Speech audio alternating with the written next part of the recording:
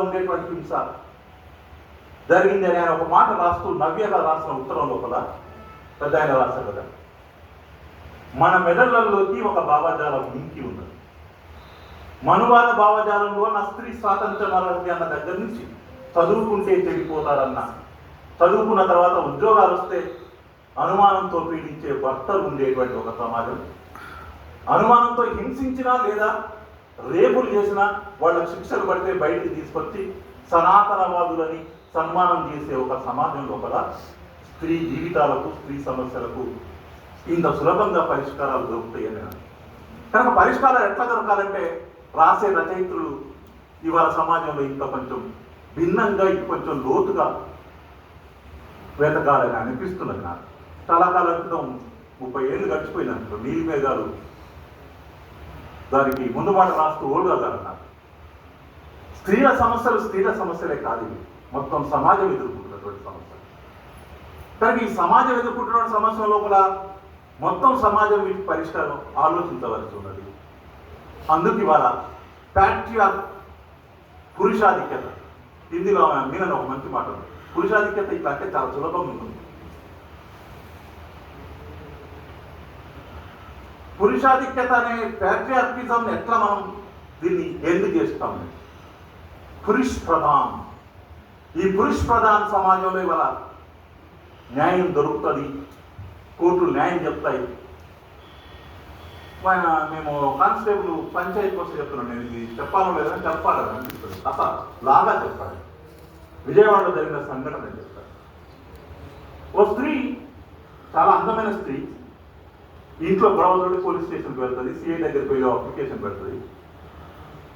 CI, ఏమిటి ఇంత అందమైన స్త్రీని భర్త ఎట్లా హింసిస్తున్నాడు, మీరు ఏమైందని ఆమె రేపు రమ్మంటాడు, ఇల్లు రమ్మంటారు, ఆమెతో చాలా దూరం వెళ్ళిపోతారు. సిఐ లేనప్పుడు ఎస్ఐ లేనప్పుడు కానిస్టేబుల్ ఇట్లా మాట్లాడుతూ చాలా మంది ఆమెతో సంబంధాల్లోకి వెళ్ళిపోతారు. చివరికి విసిగిపోయి ఆమె తిడుతుంది ఒకసారి గల్లబడి, ఎప్పుడు మీరేనా ఇంకా మీ వికిలి చేస్తారు ఇదే తప్ప నా సమస్య పరిష్కరించారా అంటే ఆమె అప్పుడు భర్తను పిలిపిస్తాడు. భర్త ఏం చెప్తాడంటే, ఆమెతో నేను ఎట్లా కాపురం చేయను సార్, ఆమె ఎయిడ్స్ ఉన్న స్త్రీ అన్నాడు. మొత్తం పోలీస్ వ్యవస్థ అంతా కుప్పగూలిపోయి. అంటే నేను ఇది అంటే ఇట్లాంటిది ఏదో ఒక జరిగితే తప్ప వీళ్ళ వ్యక్తిత్వాలలో తేడా వచ్చేస్తుంది కదా. ఇంత విధ్వంసకరమైనటువంటి మానవ సంబంధాలలో మనం అట్లనే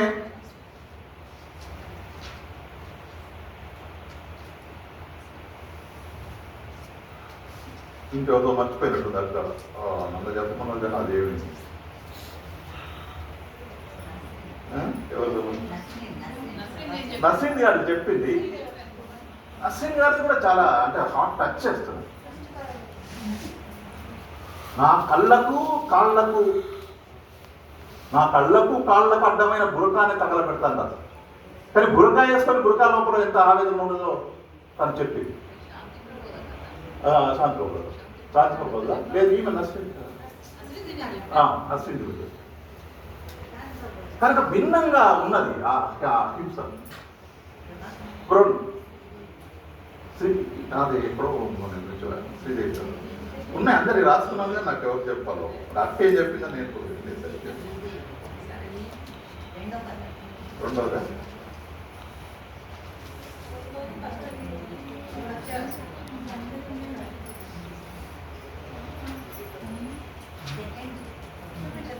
ఏ పేరు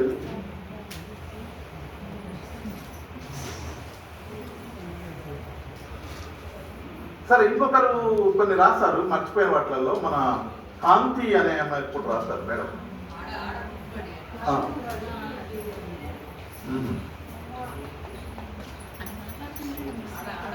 ఆడపడి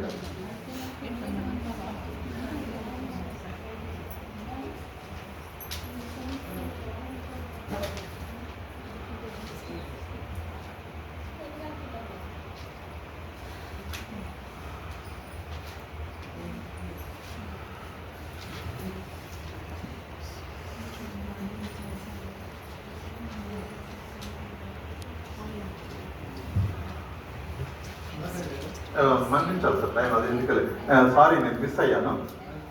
అట్లా ఉంటుంది. కనుక ఈ అంతిమంగా ఇవి రాయటం ఒక రక్త గాయాల నదిలాగా ఆ కథలు ప్రవహిస్తున్నట్టుగా అనిపిస్తున్నాయి. వీటిని ఈ లిమిటెడ్ సర్కిల్లో కాకుండా నేను విజయకకు నిజానికి ఇట్లా జీవితం ఉంటుంది, పెళ్ళైతే ఇట్లాంటి భర్తలు ఉంటారు, ఇలాంటి మానవ సంబంధాలు ఈ సమాజంలో ఉన్నాయని రాబోయే తరాలకు చెప్పాల్సింది కనుక బహుశా ఆమెకు అందుకు కూడా ఇవి చదవడానికి వాళ్ళు ఎవరు మన రచయితలు మనమే రాసుకొని మనమే చదువుకునే స్థితి ఉంది కనుక మేము ఈ మధ్య కాలంలో మరో గ్రంథాలయ ఉద్యమం అని చెప్పి పుస్తకాలు చదివించాలనే ఒక ఉద్యమాన్ని మొదలుపెట్టాం. మీలాంటి అద్భుతమైన కథలు రాసే రచయితల కథలు ఇవాళ డిగ్రీ చదివే పిల్లలు, ఇంజనీరింగ్ చదివే పిల్లలు, జీవితంలోకి వెళ్ళే పిల్లలకి కనీసంగా ఇట్లాంటి సమస్యలు ఉంటాయని ఎదురు చూడలేని వినలేని స్థితి ఉంది కనుక ఈ పుస్తక పరిచయాన్ని వీలైతే అట్లాంటి కళాశాల లోపల విద్యార్థుల దగ్గరికి తీసుకెళ్ళి మీరు పరిచయం చేయడానికి మేము కూడా ప్రయత్నం చేద్దామని